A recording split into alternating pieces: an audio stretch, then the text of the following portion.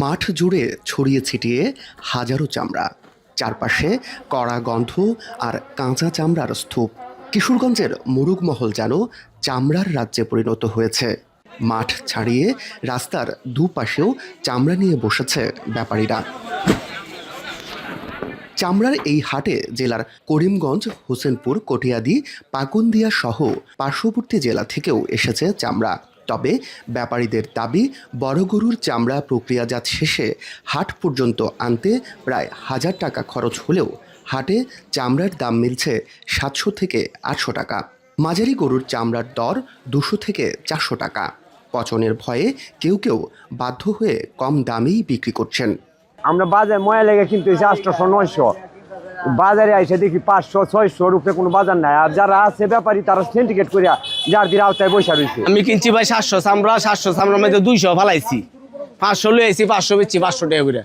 আমাদের বলতে গেলে চালান সহ গায়েব হয়ে গেছে। খরচ দিয়ে আমাদের 950 টাকা পড়তা পড়ে গেছে। আর এখন দাম হইতাছে বাজারে 500 টাকা, 600 টাকা, এর উপরে কোনো দাম নাই। এরপর ওর দেখবাইছে ফালাই আরে। অন্যদিকে টেনারি প্রতিনিধিরা বলছেন, মাঠ পর্যায়ে যারা বেশি দামে চামড়া কিনেছেন তারাই ক্ষতিগ্রস্ত হয়েছেন। প্রক্রিয়াজাত শেষে কাঙ্ক্ষিত দামে বিক্রি করতে না পারার চাপ রয়েছে তাদের উপরও।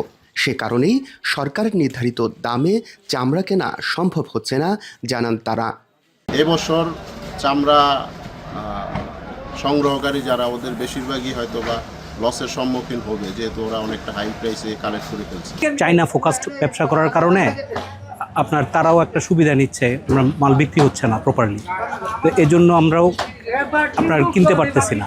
মুরুগমহলে প্রতি হাটে বিক্রি হয় 10 থেকে 15 হাজার পিস কাঁচা চামড়া, অথচ কে করবে এই হাটের মূল্য মনিটরিং জানেন না খোদ ইজারাদারও। ফলে ন্যায্য দাম না পাওয়া যেন নিয়তি হয়ে দাঁড়িয়েছে ব্যাপারীদের জন্য। এখানে তো গভর্নমেন্টের নির্ধারিত কোনো ব্যক্তি আমরা পাই না যে অমুকের কাছে দায়িত্ব, ওনার কাছে আমরা চামড়া নিয়ে গেলে আমরা চামড়া বিক্রি করলে টাকা দিবে বা গভর্নমেন্ট রেট অনুযায়ী, এরকম তো কোনো সুব্যবস্থা দেই না। শুধু মিডিয়াতে আমরা দেখি এত চামড়া রেট এত, অমুকটার রেট এত, কিন্তু কোনো দায়িত্বশীল কোনো ব্যক্তি আছে বললে আমি ছোট মানুষ বললাম আমি দেখি নাই। মুরুগমহলের মতো বড় হাটগুলোতে সরকার নির্ধারিত মূল্যের বাস্তবায়ন আর কার্যকর বাজার মনিটরিং না হলে লোকসানের হাহাকার বাড়বে মনে করছেন সংশ্লিষ্টরা। মশিউর কায়েস, এখন, কিশোরগঞ্জ।